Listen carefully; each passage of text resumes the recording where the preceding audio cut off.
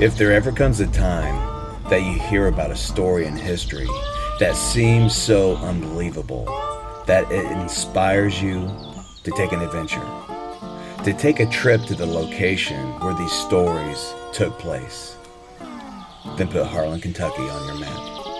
Harlan, a small town nestled in the hills of eastern Kentucky. Harlan sits in a picturesque setting, littered with boarded-up historical buildings on the streets, and a sky resonating with bird songs that call to Harlan's past, a past that some wish to forget. But the haunting echoes of Harlan reach out to be heard. Author and filmmaker Chris Maggard heard the tales of Harlan and set on a quest to try to capture and document these stories. He asked his good friends Matthew Jackson and Mike Caldwell, Paraholics, to help bring some of the haunting voices of the Manzo Shepherd trial to life. Harlan, Kentucky was founded in 1796 by Samuel and Chloe Howard. Named after Silas Harlan, 12 acres was donated by the Howards to serve as the county seat.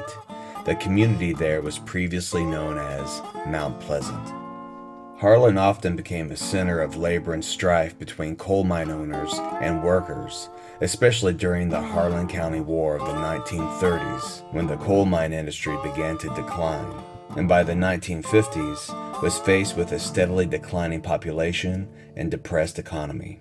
Harlan became one of the poorest counties in the United States. So I'm down here filming a documentary about Manzo Shepherd and the murder trial, and there's this monument in honor of the county coal miners who lost their lives, and I'm looking at the names, and here's a trip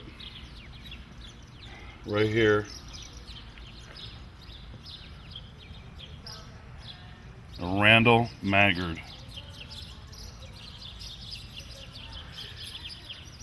How eerie is that? This place has so much history.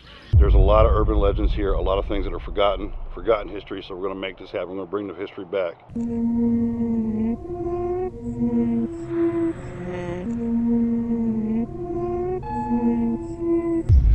This courthouse that has like a very, not just a typical holding cells, but a mini type prison.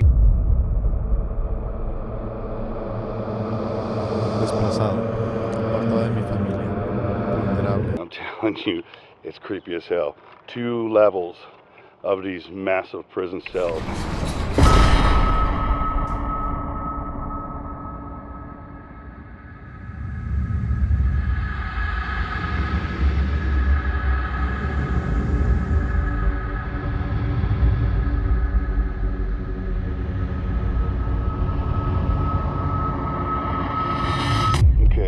Tonight we're also joined by the guys who got us down here, who asked us to come and check this place out and bring the story to life.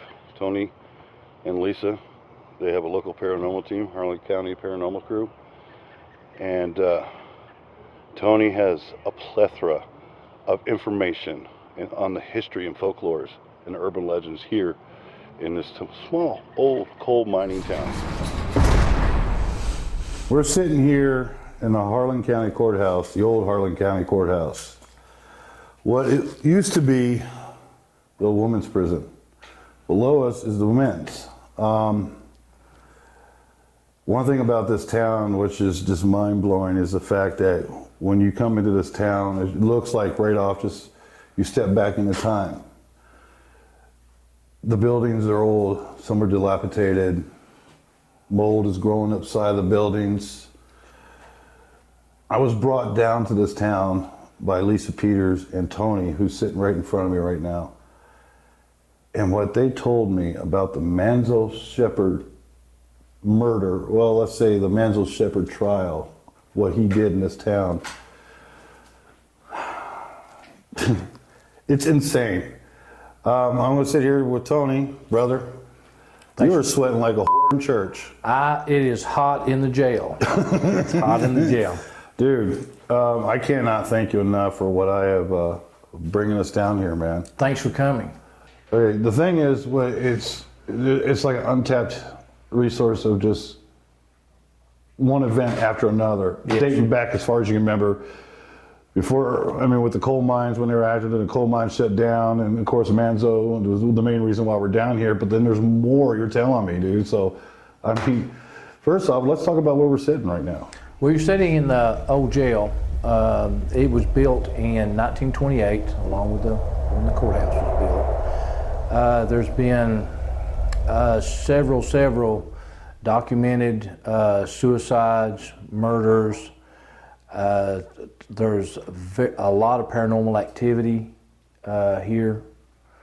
It's probably the most active location. I've been doing this about 10 years. Probably one of the most active locations that I've ever investigated.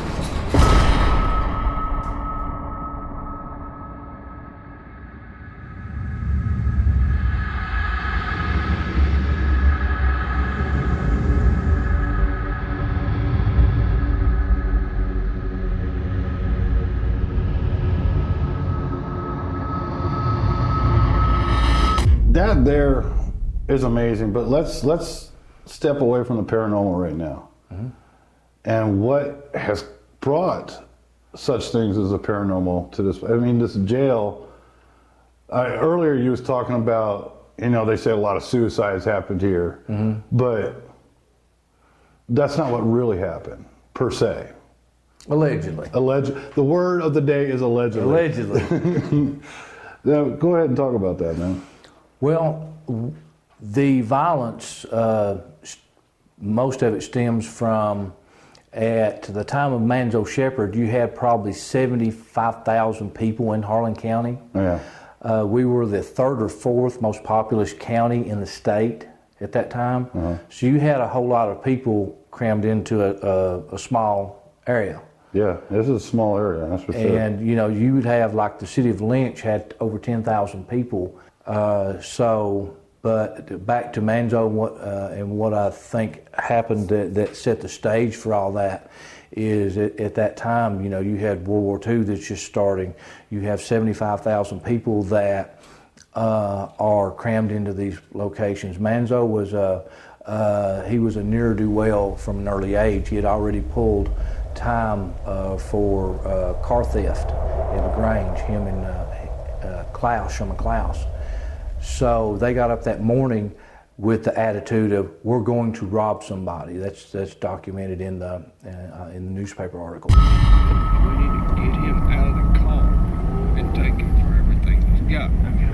Hey, how much would you say that cab drivers typically make? I don't know. Why do you ask? I don't know. I was just curious. What do you think? Maybe I don't want to say. I bet he don't make much. He ain't just a standard cab driver. It can't be. Not out here. Maybe I do, maybe I don't. Well, we'd like to know. We would very much like to know. Maybe I don't want to tell you. You should tell us. Tell me what. Well, I'm not going to. You know who I am? I don't care who you are. I'm Manzo Shepherd's son. It's nothing to me. It should be something to you. Come on, tell us. Come Look, on. boys, y'all got to calm down. Tell me. Now, look here Tell now. us how much you make, son. All right, that's enough. Come on, son. You Get got out of the car. an issue? Get out. When they engaged Mr. Christian, he had no idea what was going to happen that day, the last day of his life. Whenever Mr. Christian got out to stop them, they tried to rob him. Bet you didn't expect this to happen this morning. That's what Give me your money. You need nothing. No. Hold that SOB. I'm gonna regret this, son.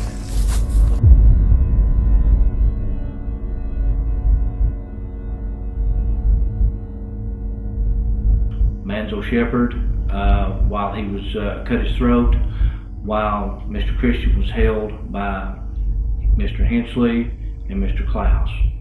After they killed him, they cut his throat from ear to ear.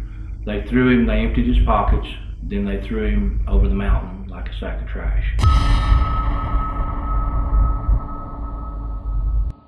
See, today's age, you hear like brutal murders and stuff like that, but murders, especially brutal murders, have been happening since the dawn of man put their feet on this planet.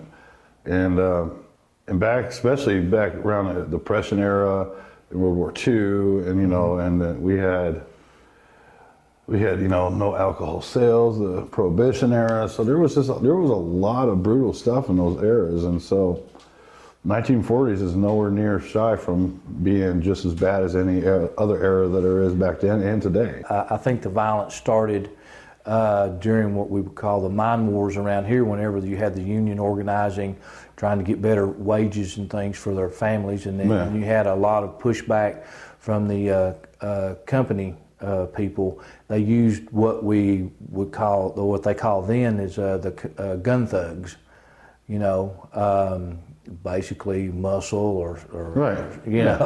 but the term used back then. The guys that kick your ass. That yes, and blow your and one of their favorite methods of intimidation was throwing dynamiting houses.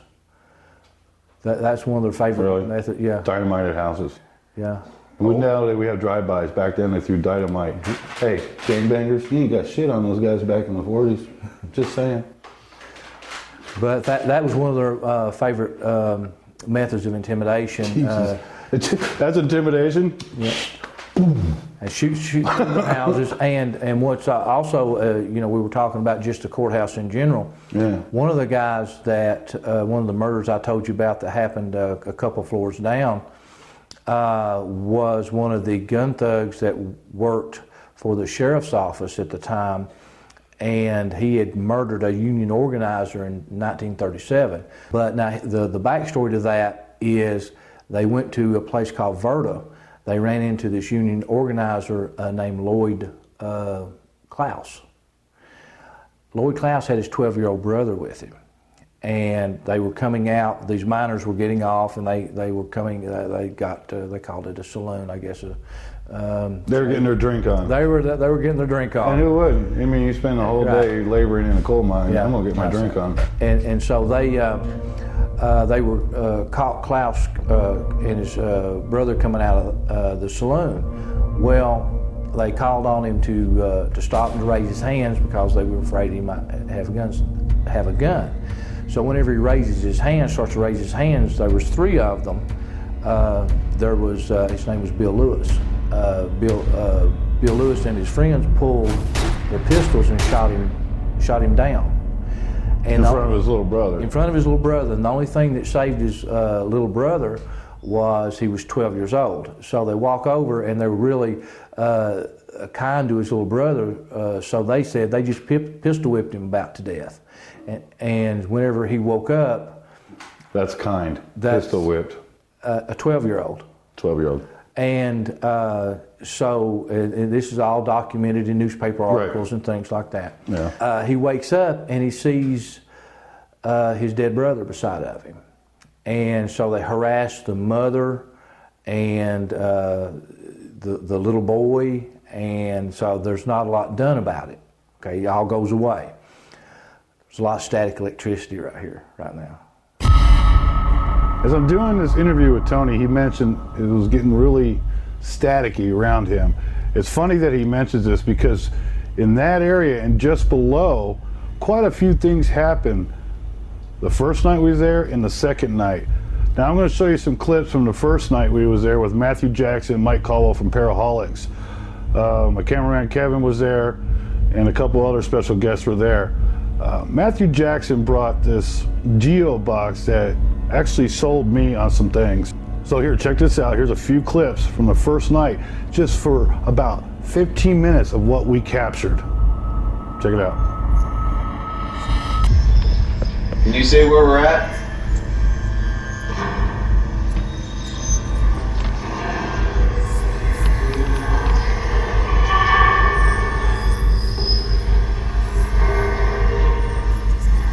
Like a scream. Did you die here? Who killed you?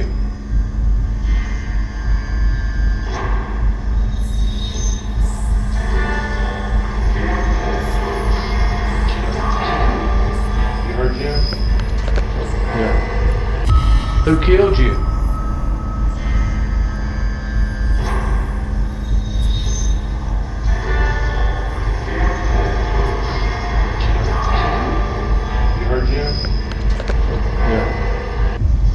killed you? You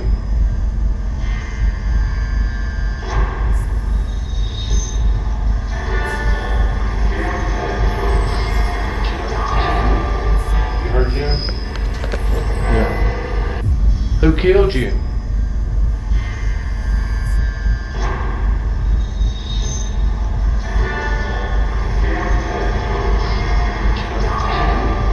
You heard Jim? Yeah. What was Jim's last name? Shut this so you get a little bit more light for your camera.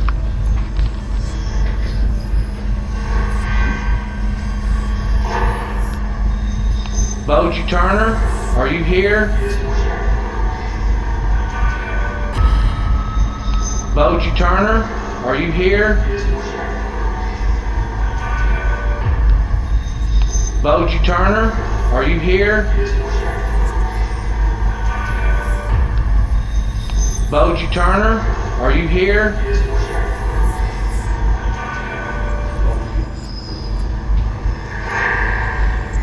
Did Cheetah Jones kill you, Boji Turner? No. Who killed you?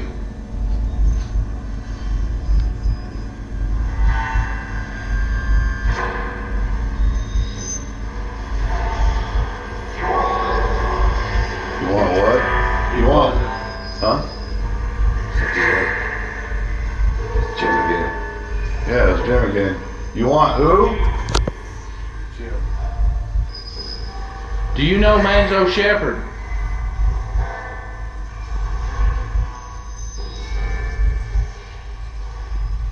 Hey Manzo, are you here?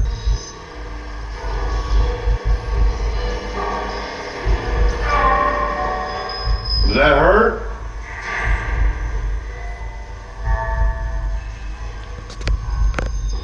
Someone just get raped? Just throwing it out there. Did you see that?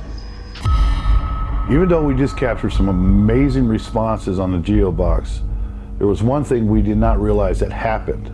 Upon review of the video footage from Matthew Jackson's cell phone and Tony's video camera, that the little handle that claps down on the toolbox that holds the GeoBox moved on its own. Now this cannot be moved very easily. It cannot.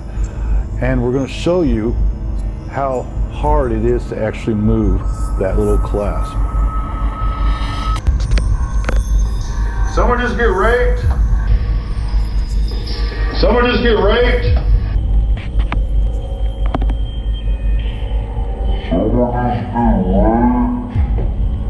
Okay, so messing with this case, I can't really get it to, I mean, I can flop it open and get it to go all the way down, but it kind of like has a sticking point, and when it sticks there, I don't know if it actually, I mean, it takes a little bit of force to get it to go all the way back, and I think that's what happened on the video. So something must have touched it. See, yeah, it sticks. And if I do it real fast, I think I can get it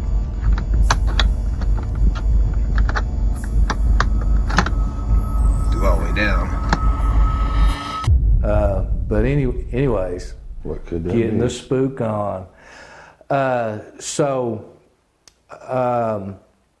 Fast forward to 1941, November of 1941, there'd been an election, and Bill Lewis was guarding some ballot boxes. You know, back then you'd stuff the paper ballots. And so some of the people might not understand why that you're guarding that, because they can't, so somebody can't go right in 200 votes and stuff a ballot box and your candidate win. I mean, sure, everybody just Yeah. wants to sit down and write 200 ballots. Back then, that was worth a lot of money. If you were in political control, you had the possibility of making a lot of money and because you held a lot of power. But he came in from he was working third shift, and he came in around 1 a.m. from one of the local restaurants. They used to or hotels. They had restaurants in them, and they stayed open all night because you had such a large population. Right. There. Yeah. And he came in, he comes in one door, we'll say the south side. This is downstairs. Yeah, downstairs, Russia. Yeah. From where we're at, guys. And then the assassin comes up from the basement, comes up the steps. He walks up to where the outside of the clerk's office, and they shoot him 5 times at close range, and the murder's never solved.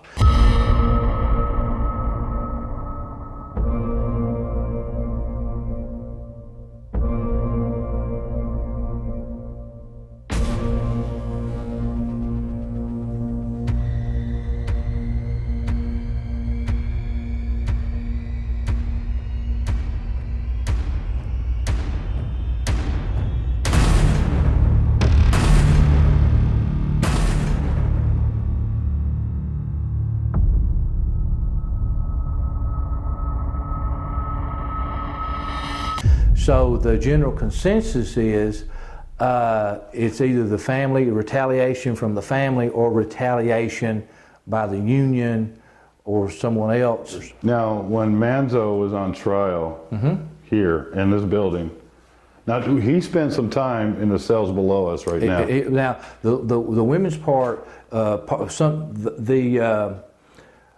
one time they may have used part of this for the women's part, but Manzo Shepherd either spent time right here or right below us.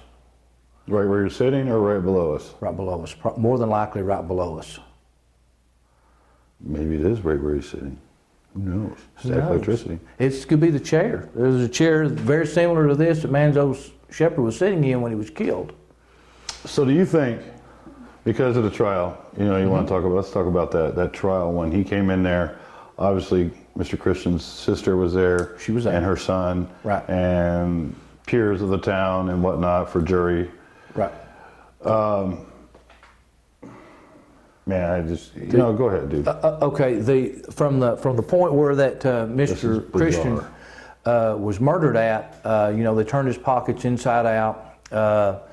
There was so much blood on these guys, and whenever they, I think they got $20-something out of the murder. They take this car, they take Joe Christian's car, taxi, and they take it to Manzo's mother. Well, Manzo's mother burns the car for him. Really? Yeah. And so they steal immediately. What about all the clothes? She burned them. Really? She burned the clothes, she burned the car.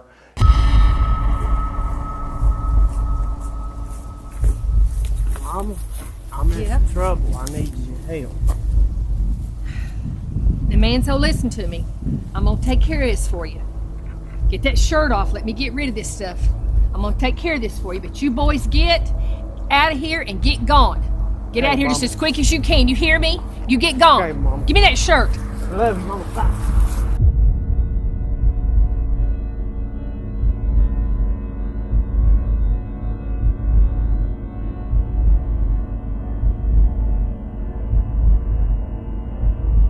The money was so bloody they had to wipe it off before they could clean. But they had to clean it, literally launder the money before they could spend it. They stole another car, went to Bell County, and so we're thinking they laundered the money. It wasn't a typical washer and dryer. It was like in the thing.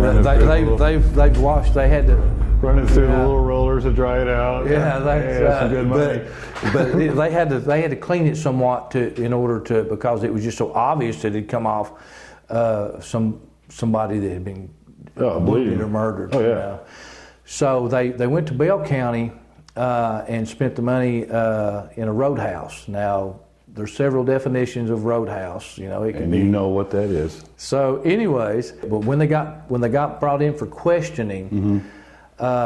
They let them go because of lack of evidence, but they were the last ones that were seen with Joe Christian. As soon as they let them go, they steal another car, pick up 3 or 4 females, and head out to Virginia. They get caught outside of Fredericksburg, Virginia for speeding. I think Sherman Clouse is driving.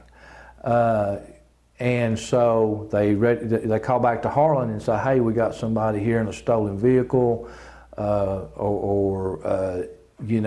there anything else that they're wanted for? And, obviously at that time they're after them. They drive 13 hours to pick up Shepherd. They release the female, Shepherd, Clouse, and Hensely. The 3 guys that committed the murder were Manzo Shepherd, Sherman Clouse, and Howard Hensely. Okay, so they bring them back. They stand trial. First trial ends in a mistrial. There's a preacher that doesn't believe in the death penalty. Okay. So they immediately after they declare a mistrial, they arrest the preacher, lodge him in this jail right here for obstruction. Wow. For obstruction. And so be holy and you're not safe. So 2 days later, they have another trial. And there's 300 people at this trial, because this is like a big media event, because there was a lot of murders and a lot of violence in Harlan, but this was such a heinous crime. The way that they killed, just cut his throat from ear to ear, right. And they threw him over the mountain like a sack of garbage, and so it had the attention of the town. So there was 300 people at the trial. Jesus. That's a lot of people. Yeah, I mean, the balcony was full, courtroom was full, standing room only. So as the closing arguments are given, Manzo Shepherd turns around and looks at Joe Christian's sister and smiles at her, laughs at her, because she's becoming emotionally distraught. She doesn't seen this one first trial ended in mistrial. Yeah. She's thinking this guy's going to get off. And he turns around and he smiles and laughs at her. Jeez. Well, as soon as he does that, Joe Christian's nephew, which is Miss Christian's son, Yeah. She's a Heaton. Okay. Miss Heaton, my son, his name is Jack. Jack loses it. He takes 2 or 3 steps up, pulls a .32 revolver, shoots Manzo Shepherd in the back of the skull. The bullet traverses through the skull, comes out, and doesn't exit the skull, but makes like a knot. Wow. Mr. Prosecutor, are you ready for closing arguments? Yes, Your Honor, we are. We have heard the evidence in this trial. This man, Manzo Shepherd, committed a horrible crime on Black Mountain. He took the life of a husband, an uncle, a family man, a community-minded person. He took his life on Black Mountain. We come to you, the jury. We ask that you will accept nothing but a guilty verdict with the death penalty. This man deserves to die.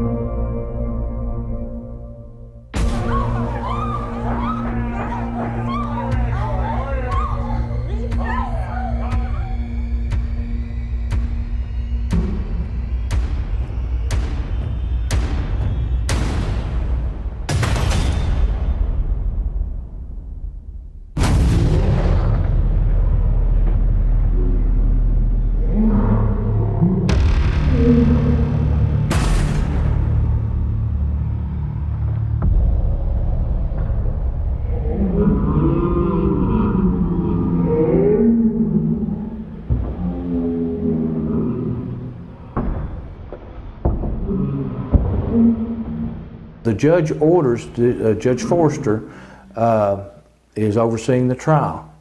So he orders them to take him to the old Harlan Hospital, which is a few blocks from here. Yeah. Which is no longer, the building's no longer there, but that was where it was at the time. So they take him to old Harlan Hospital, and he instructs the jury to render a verdict. So the jury, like right there. Yeah. He sends them. He says, "You're gonna render a verdict on this." So they send Shepherd over to the hospital. But the crime was so heinous, and that the emotions were so high, he was going to give this family closure. Okay. So that's my thoughts on it. Okay. So they have him at Harlan Hospital. He orders the jury to render a verdict. The jury deliberates about 10 minutes. Mr. Foreman, has the jury reached a verdict? Yes, we have, Your Honor. And what is that verdict? Guilty, and we recommend death by electrocution. I accept that verdict on behalf of the Commonwealth of Kentucky, and we thank you for your service, and this jury is now dismissed.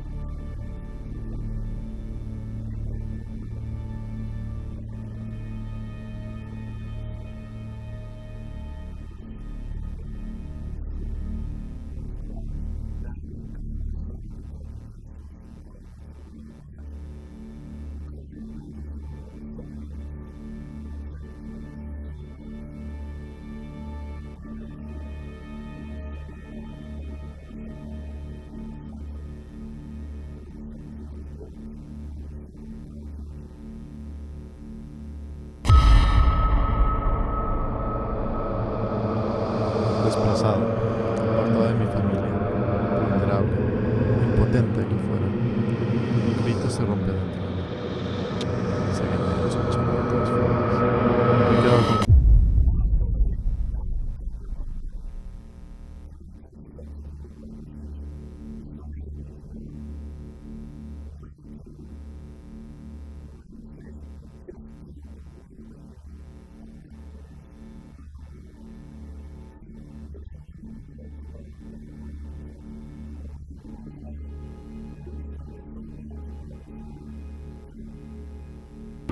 So now, dude, you got us.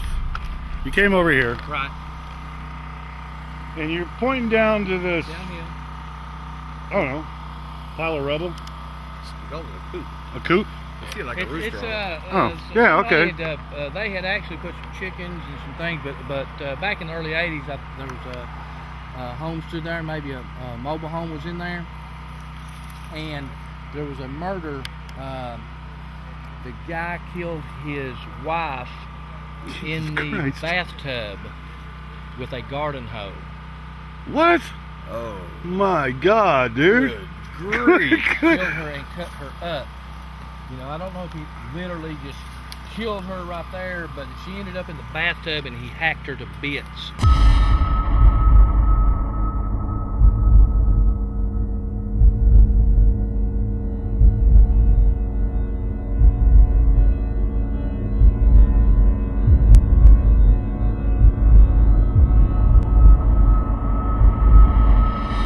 This place will get really cranking sometimes, but there's a dark entity that hangs out, and this guy, he ended up, Or maybe just one pissed off ex-wife. Yeah, no kidding. You know, very, very possible, because as the story goes, she was on her phone. She was in an abusive relationship, and she says she's on the phone with her mom. She says, "Oh, Joe Bob has been really good to me. He says he's got me a bathroom." Into the bathroom, boom, hacks her up. And then supposedly there's a well on that property. Try to stuff some of her down the well. But anyways, they catch him. And what was weird about it was during this trial, there's an ex-trooper that lives somewhere down that way. And he would come up and go through the mountains, and he would watch it, and he didn't like that trooper, or he was a detective, and he would watch him. And they found like his cigarette butts and his beanie weenie cans and things like that, and they said, "Why did you do that?" And he says, "I couldn't decide which one I was going to kill." Jesus. Dude, this town is... No wonder they call it Bloody Harlan, man. But anyways, right there was a murder, and inside the building there was a 16-year-old boy that lived there, I think in the early 60s, and his dad was a ranger here. Well, the river's just right across the road, you know, a couple hundred yards that way. So him and some of his buddies were over there swimming, and he dove, hit his head, and didn't come back up. And allegedly, the boys, I've never saw it, but some people have seen the boys' apparition.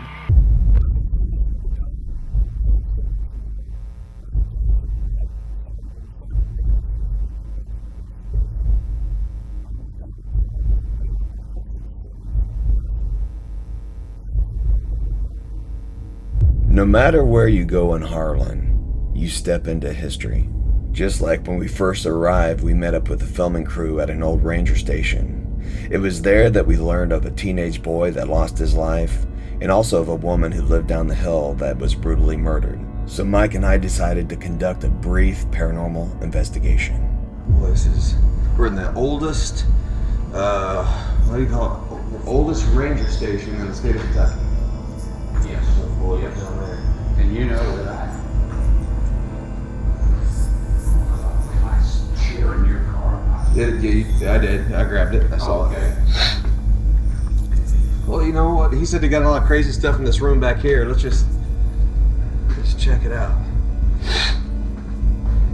Over the bat shit here. Ugh. Okay, it is June 3rd, 4:19 p.m. We're in the oldest ranger station in the state of Kentucky. I ain't got a clue where we are, but we're there. Yeah, same here. Harlan County. That's all I Harlan know. County, Kentucky.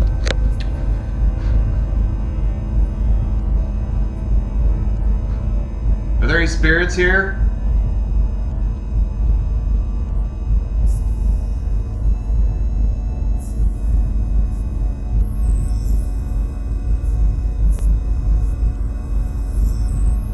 Cars pass road.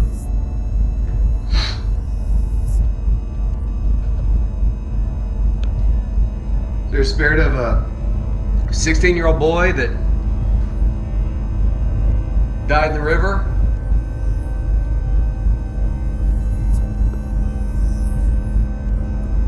We've come a long way to talk with him. Did you try to say something?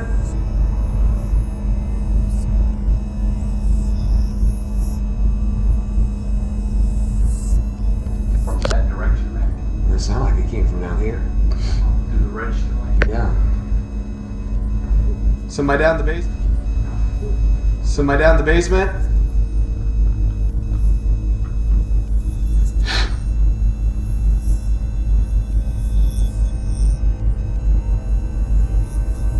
Are you looking for your mom and dad?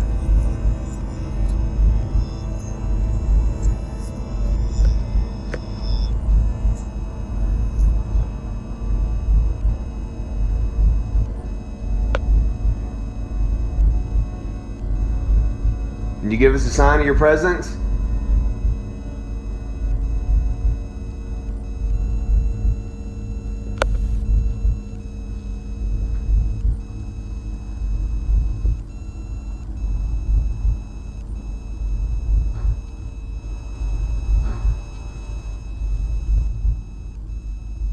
You down in the basement?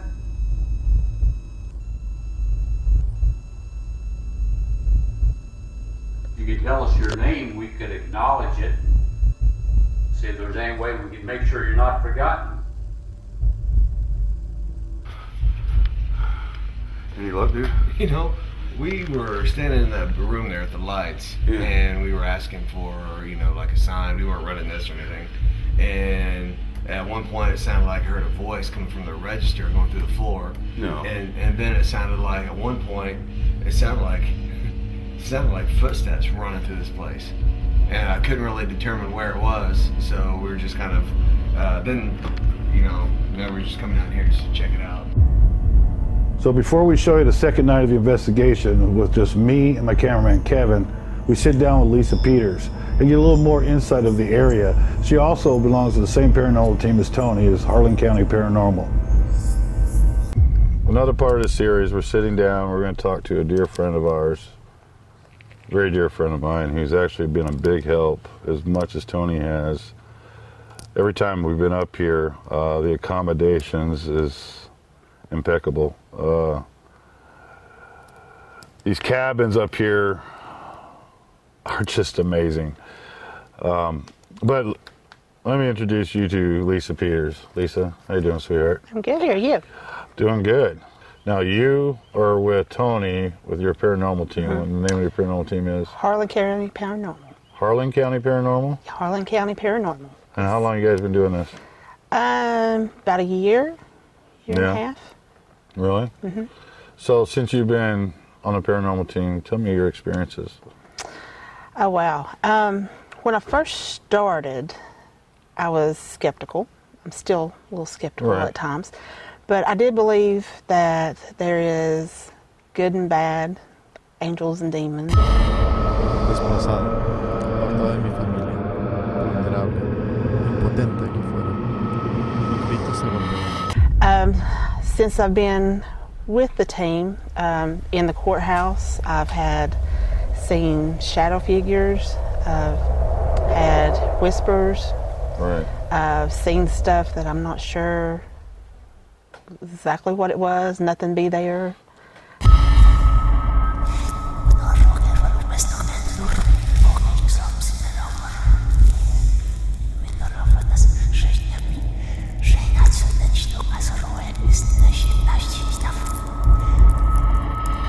So what do you think about this whole Manzo Shepherd story? It's crazy. And the things have you experienced anything related to that in the courthouse?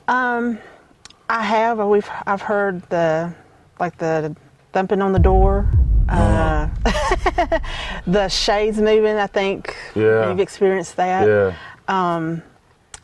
There's been a time or two when I'm in there, I can't hardly breathe. It's like something is just sitting, and you can't catch your breath hardly. And Let me tell you something. Yes. Yeah, go ahead. I was going to say, it's just like in that one area of the courtroom that. Oh, is it in the courtroom per yes, se? in the courtroom where it happened. What yes. about up in the jail cells? Oh my gosh.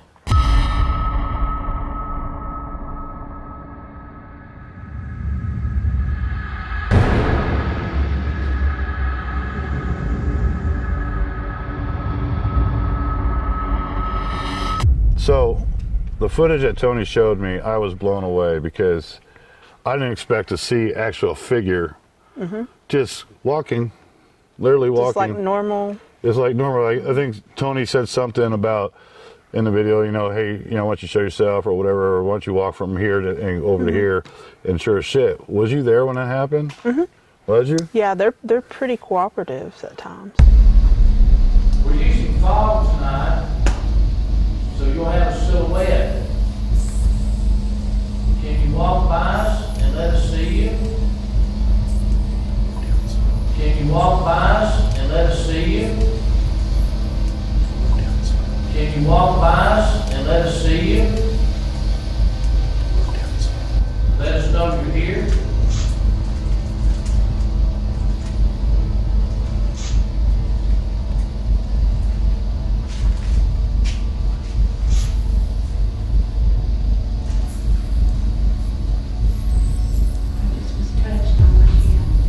Linda, y'all getting enough fog?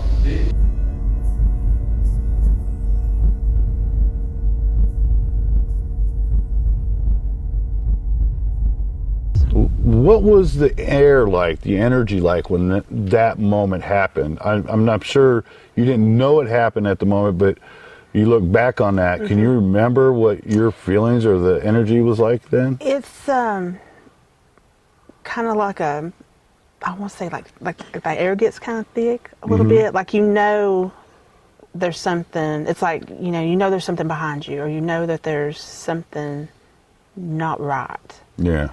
Does that make sense? Yeah. It's you can just tell that, like, there's a change in the air, you know, and just the way it feels. I'm going to tell you this. I had my buddy Matthew Jackson and Mike Cole from the Paraholics come down. Hashtag Paraholics. We love Mike and Matt. Yeah, there we go. And they came down the other night and brought in the Geo box, and we, you know, on when you go up to the jail cells, you got one level here and then the next level. So the first level, and then you got in between each row of cells, you have the piping, the walkthrough for piping.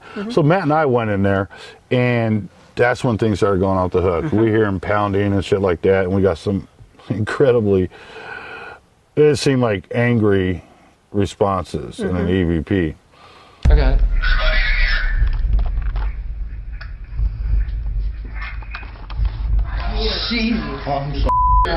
Dude, man. One more time. It's what it sounds like. Look at that shit again.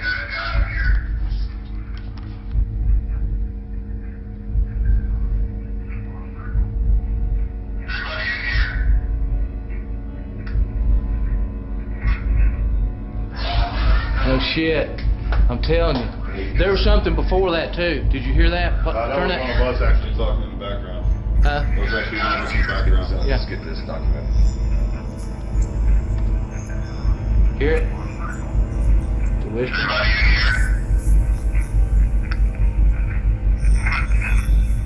Right here. Good freaking catch, man.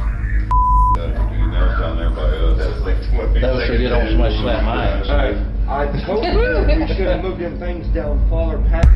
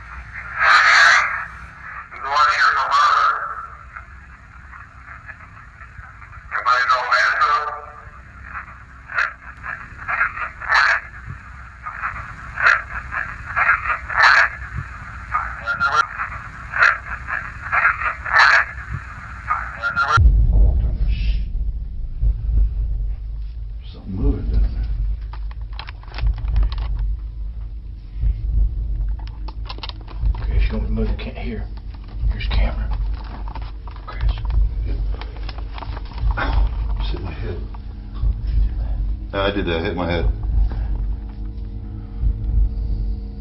Hello? Did somebody die back here? You don't want to hit the wall? I'm not a guard, so you don't gotta hide.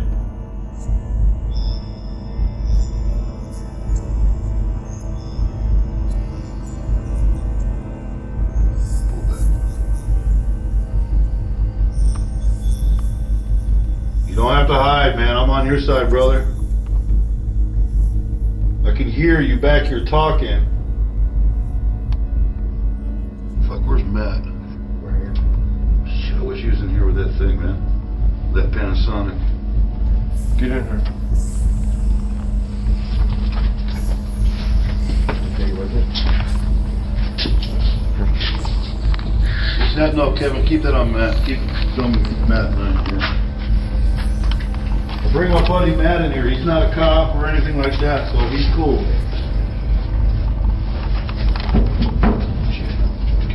I'm telling you, I didn't mean to make you stop, but I kept hearing walking and like someone's like, hey man, I gotta go through here. Yeah. What the fuck it was. Because you know that bang sound? Yeah. That's what that sound was. So the catalog upstairs right above this, is that right? Or no, that's upstairs pipes. Yeah, it's upstairs pipes. Well, well, you can walk up there because there's even fucking files up there. Here, why don't you and an audio real quick. Why don't you try to do a burst session with that? Okay. All right, just everybody be quiet. We're gonna do a burst session real quick. You're running? Okay. Hey man, my name's Chris. This is Matt. This is son Kevin. I heard you down here. Can you give us a name?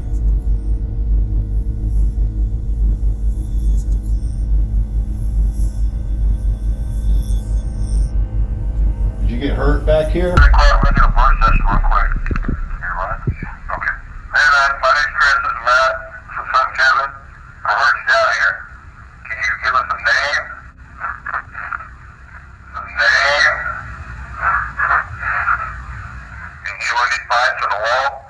Nothing moved to the left. Oh, it goes out on this side.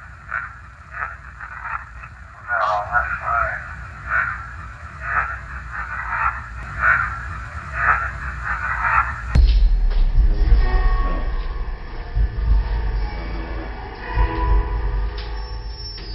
There's a female voice keeps trying to come through. Okay, I have something in my hand. I'm holding it down this walkway. What is it?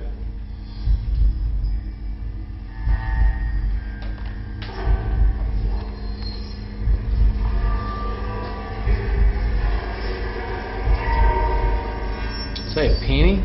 What did you say? What do you do with what I have in my hand? Is that to say smoke? Yeah, that's what it said, smoke. Here. Cigarette butt. Cigarette butt. Cigarette butt, dude. Right there, mother. That shit just happened. That shit just happened, dude. There's a female voice keeps trying to come through. Okay, I have something in my hand. I'm holding it down this walkway. What is it?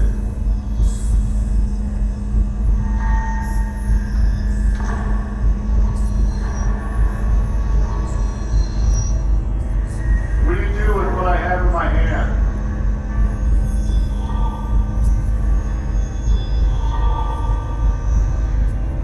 Is that to say smoke? Yeah, that's what it said, smoke. Cigarette butt. Cigarette butt. Cigarette butt, dude. Right there. That shit just happened. That shit just happened, dude. Oh my god, dude. Sorry, buddy. Did you hear what he said? What? I think it said Chris. Oh, stop. No. We're not doing that again. What's his name?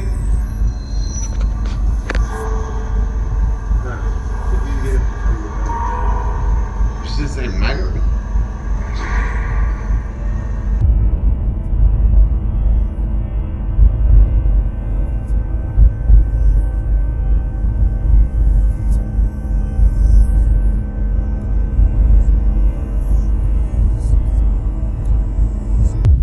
So last night, Kevin and I went up by ourselves first. Mm-hmm. And so we're doing some audio, we're getting some responses, and then we're at the top in the middle. Okay. We're at the top cells in the middle between where both cells used to be. Mm-hmm. We're standing dead center in the middle of the catwalk. Did a little audio, we heard something, and all of a sudden, at the end, not towards where the stairs would be to come up, but the other end, Mm-hmm.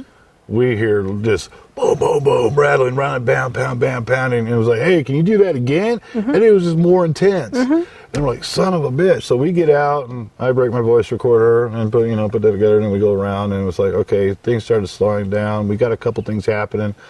Then we're like, it kind of quieted down. We're like, okay, well, we got to go down. I got to change my battery. As soon as we went down, this right here was thrown at us. This. They wanted to prove to you they were there. That's a lot of energy for something Mm-hmm. that we cannot see to Mm-hmm. take something. I mean, to you and I, that's nothing to Right. pick up. It's light. But to a spirit, they have to have a lot of energy to throw this. To throw that, right. So, okay. Mm-hmm. We were like, I was awesome. Kevin was like, eyes about that big. Right. And I'm like, yeah, Right. So we take a break. We come back up. We bring my wife, Elena. Mm-hmm. So we're having an audio session. And then we hear something thrown again. Well, we couldn't find it.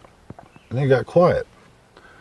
At one point, Elena goes, if something's holding you back, you need to stop it or whatever. And as soon as she said that, a loud crashing sound is this little rivet. That will come from the jail cell or Right. that holds the metal bars. Mm-hmm. Okay, where we were at, this was thrown against some files. Mm-hmm. A file cabinet, metal file. It was loud. Mm-hmm. Where this was thrown at, there was no rivets taken out. All the rivets are still in. This actually has been cut already. Mm-hmm. So it's all the way on the other side, down the other end, far from where this was thrown, where the metal's already been cut. Mm-hmm. And more than likely it's probably in the floor or in something, yeah. Yeah, so this got from some point past us. With some force. With some force, and in the area where there's a bunch of file cabinets and thrown so hard, that is amazing. There is so much energy in that jail.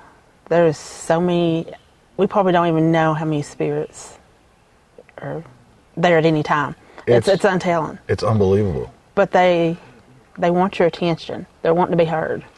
We got There's that. so many, they'll make sure you get heard one way or the other. Yeah, we got that.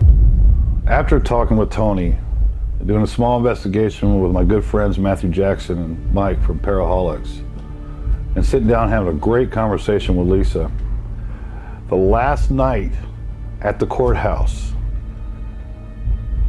myself and my cameraman Kevin, later to be joined by my wife Elena, we take on the jails by ourselves. We take on the courthouse by ourselves.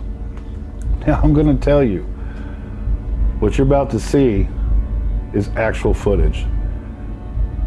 What you're about to hear has not been doctored.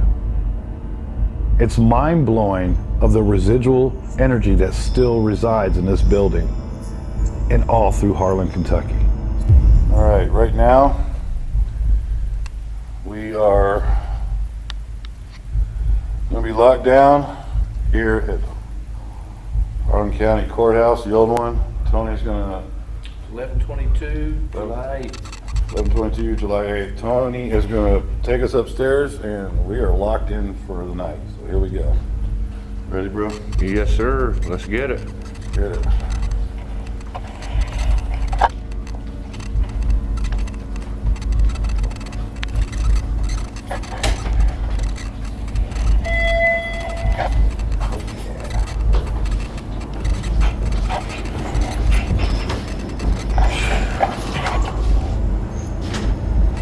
How you felt on it? I'm sorry. are you? How you feel? I feel good.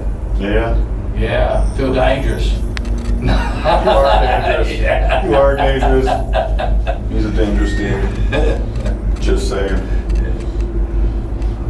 You guys hopefully get in a lot of activity tonight because this place is known for it. Gentlemen, call me on the walkie if you need me. All right, brother. Good luck. Here we go. You're locked in. All right. Hold on, Kevin. We're going to see you on the other side. All right, look, dude. We're going to turn all the lights off. I got you. All right, so we're going to go down here. We're going to do a little audio session.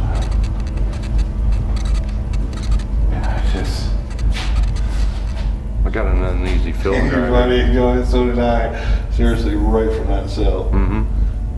It was just like somebody was just like gawking at me, but it was like a very uneasy, settling feeling. It just felt like, yeah, you just felt that feeling. So, what we're gonna do an audio session right here. Audio session number 1. It's Kevin and I. We're at the Harlan County Jail. We're actually in what it looks like. Actually, not your typical jail cell, like actually a mini prison. There is a difference. You know, some jails, some courts have just your basic jail cells. Holding cells, let's call them. These are actually like prison. I mean, prison. So, all right, is there anybody here that's trying to freak me and Kevin out? Because I'm telling you, we actually just felt something right here. I have this device right here, and there's one on that camera.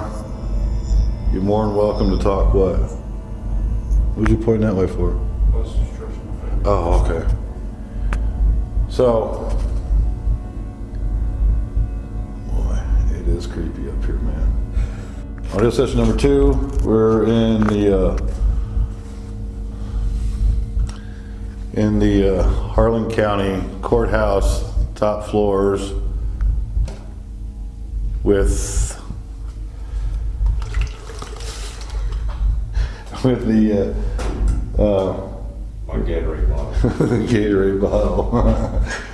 Oh my God! You know what, dude? It really feels like someone's watching us right now. I told you. Especially back here. All right, hey man. It was Huh? It was not That this one. jail cell What was here. that one? What was that one? This jail cell right here, when that passed, I felt very uneasy. Well, here's the funny thing though, Kevin. Because you was in front of me. You was in front of me, or you was behind me. And I just stopped like right here. I'm like, you know what? And you just go, I got the same feeling right for you, or at the same time. So we both felt it. All right, anyways, audio session number 3. This is for you, whoever's here creeping.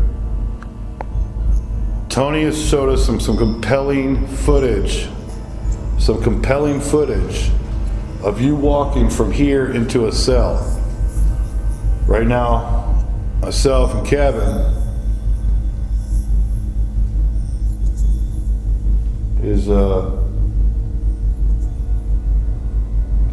got that feeling like we're not alone. So if you're here, be more than welcome to say something.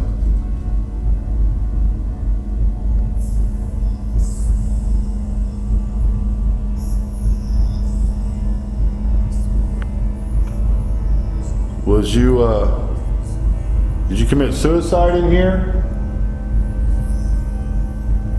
There's urban legends of suicide has been in here, allegedly.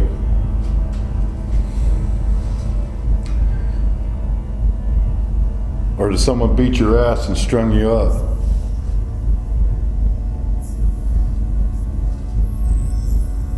I'm gonna play this back, see if you say anything. What is this, number 3? This is for you. Whoever's here creeping. Tony has showed us some compelling footage. Some compelling footage of you walking from here into a cell. Right now, myself and Kevin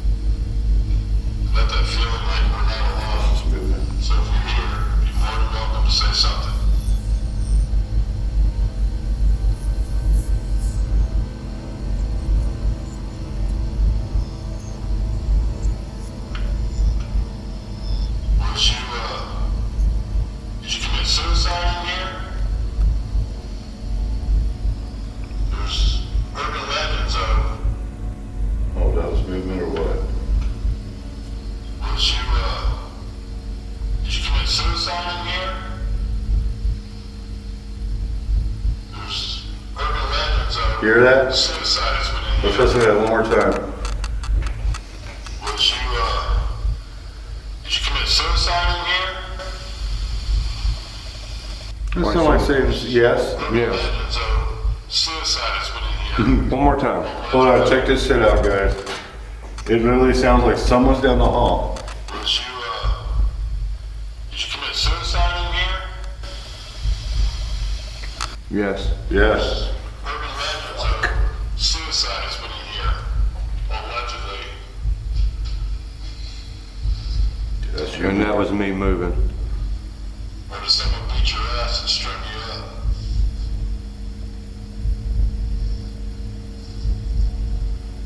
I'm gonna play this back, see if you say anything. Sound like it come from behind me back here though. It might have, because I had actually, yeah, because I was actually pointing that way, so it might have came behind you. Even though we didn't really capture a lot of audio at the first part of the night, but the following events that you're about to see is actually mind-blowing, and it was actually quite shocking to me and Kevin.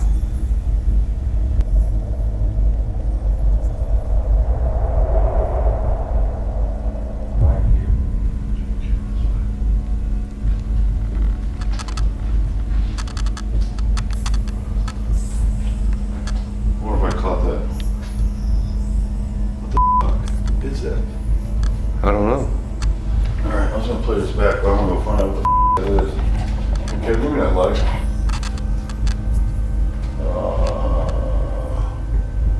I'll have to go to, I'm using the external battery, it's almost dead.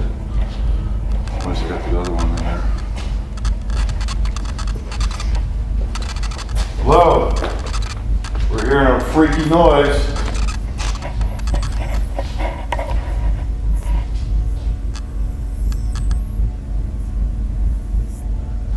I told you. Coach Hill, right? Dude, no, it felt like something just grabbed my hand. It literally felt like something grabbed my hand or touched it.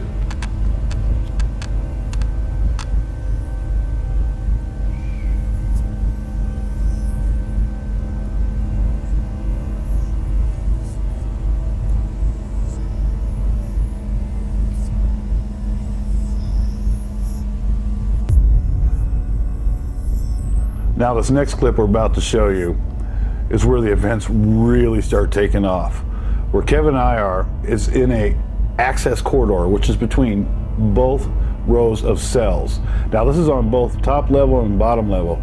The first night we was on the bottom level where we captured some amazing stuff with Matthew Jackson and Mike Caldwell from Paraholics.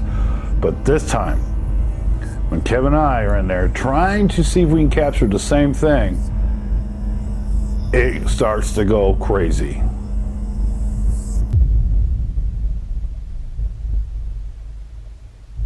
Because you remember, was you up here when Matt and all that was up here? Mm-hmm. And while we were sitting in the cells, sounded like somebody was beating and banging. On the back of the cells, which was like straight below us. Yeah, on the backside, like on where the we're at. backside, yeah. And then I heard someone say either get out or get the F out. Well, that's what we recorded. Yeah. Come on, where you at, man? That's me.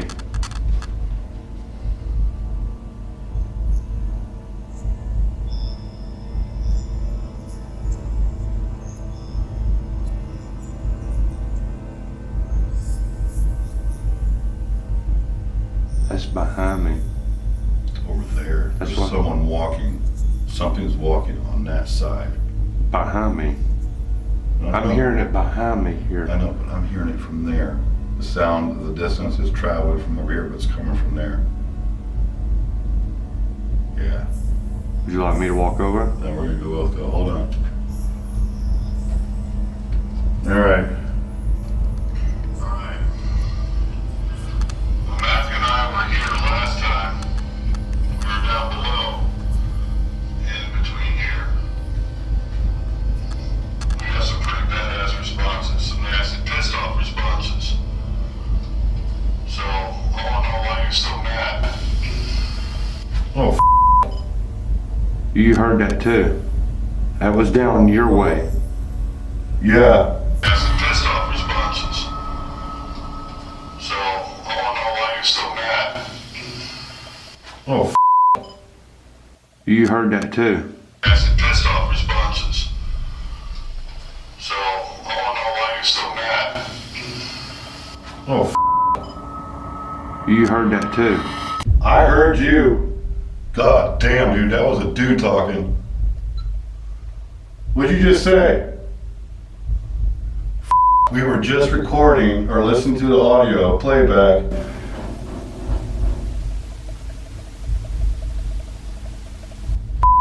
Dude. Okay, now I know that wasn't my damn imagination on that shit. That was right in front of us, bro. Woo! Recording or listening to the audio playback.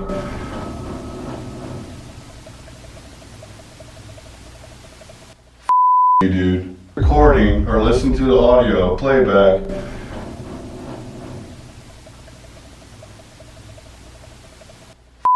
Dude. Okay, now I know that wasn't my. Well, let's go. Coach Hills. Yeah, watch it. Pipe. Alright, you're good. We'll be back. Oh, I want to keep rolling on this because I want to test. I think we already told you about the air at the elevator. Yeah. I want to see if that elevator's actually pushing. Get the f out of here. I want to see if that elevator's actually pushing. Get the f out of here. Dude, something was just thrown. Dude. Watch out. Alright. What'd you throw? What'd you throw? We heard it. You threw something.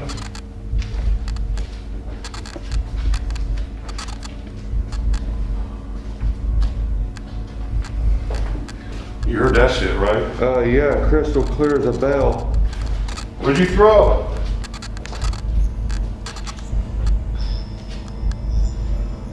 Not seeing anything standing out.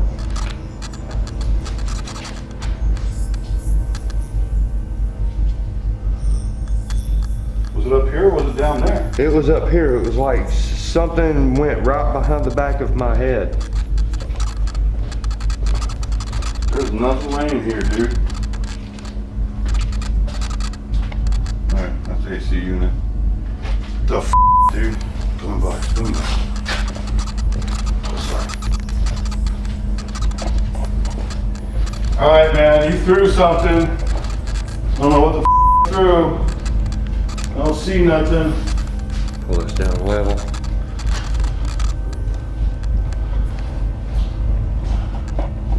What'd you throw?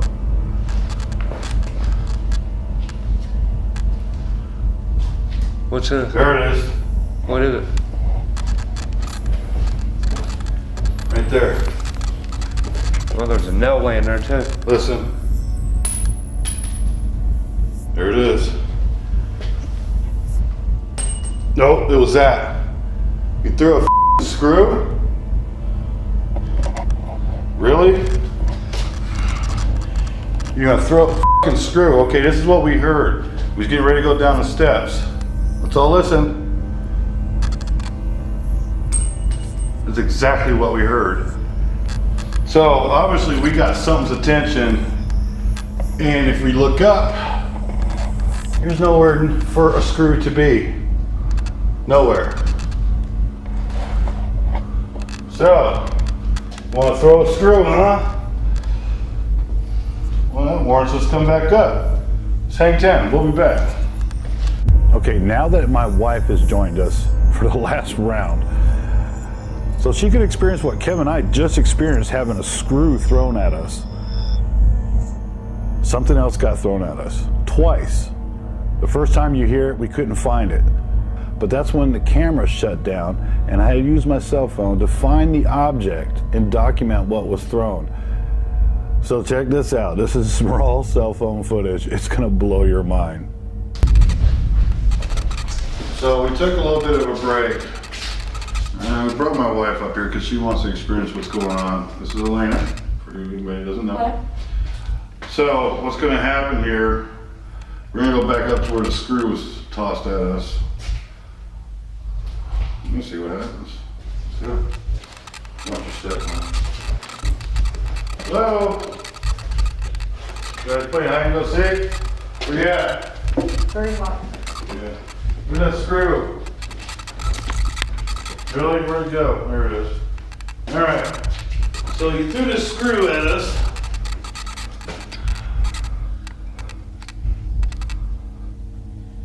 Oh, that's that. I'm gonna keep this. I don't know if he's just trying to get our attention, which it worked.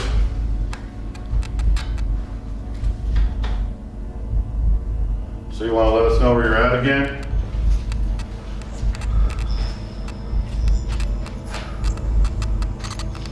This is where it all started. He was in the middle. And all of a sudden it's like, I mean, I can't even recreate it. But it was loud. It was like someone was just shaking the shit out of stuff down there, pounding on the wall. So is there something here? Do you want to talk to us?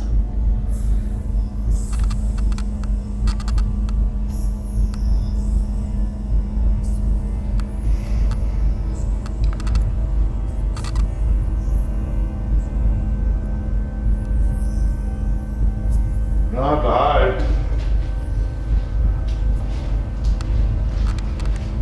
We're only gonna be here for about 20. Again? Are you kidding me? What'd you throw this time? We're only gonna be here for about 20. Again? Are you kidding me? What'd you throw this time? Where is it? What the did you just throw?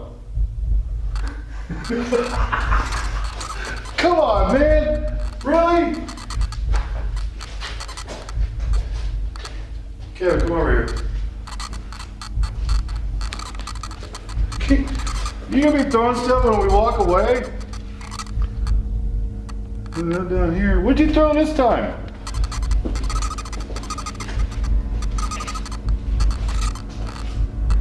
Alright.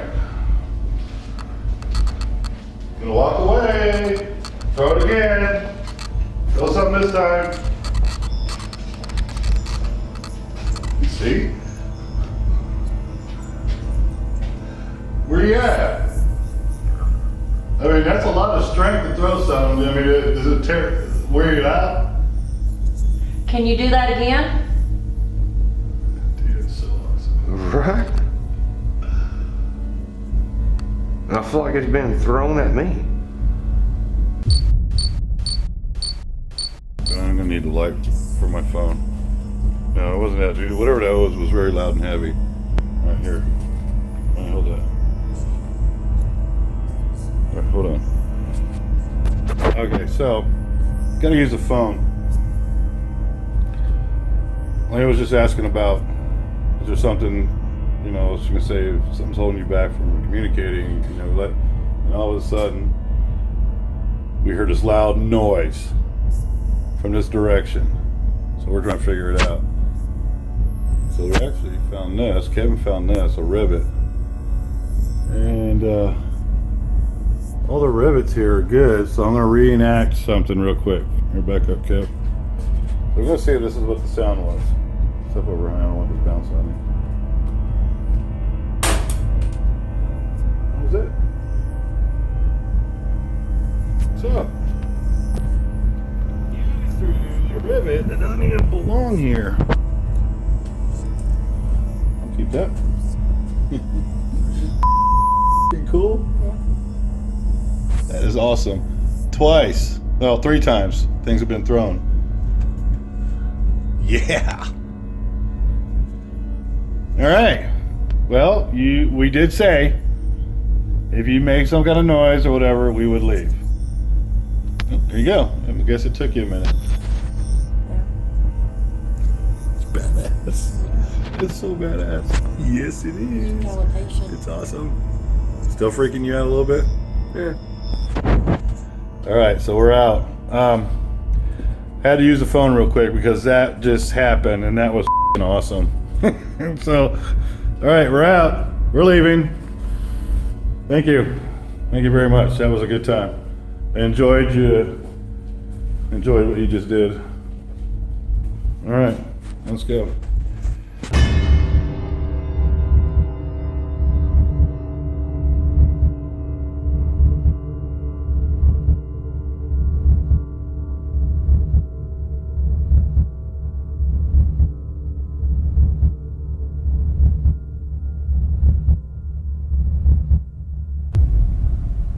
With all the events that happened, with the screw being thrown at us, a rivet being thrown at us, the EVPs we captured, the sounds of things banging on the wall between the prison cells, the night before with Paraholics, have we actually connected with Manzo Shepherd? Have we connected with other inmates that caused so much havoc? A group of men trying to escape, as they do, they kill another cop right there in the back stairwell. Or did we capture that woman that was thrown over a balcony in the courtroom by her disgruntled husband and falling to her death? Has Manzo Shepherd been so strong there because of his crimes that he committed with Joe Christian? Was he upset that he was killed right there in the courtroom by Jack Heaton? Does he still got some unfinished business that he needs to attend to? Was he reaching out to us by throwing a rivet at us or a screw? All I can say is that Harlan County, Kentucky has a lot of history, forgotten history. And if it wasn't for Tony Felosi and Lisa Peters contacting me at Creepy Attic Productions and asking us to come out, this story wouldn't be here. This story wouldn't be for you to view. So if you ever decide to drive down to 75 South, or if you're coming 75 North from Tennessee, get off that Corbin exit. Make a right if you're coming from Tennessee, or make a left if you're going south. Keep heading out till you see Pineville. Make a left at the Harlan County sign and take it out and take a look. There's a lot out there to be seen. There's a lot out there to be learned. So, this is forgotten history that we're bringing back. And we thank you.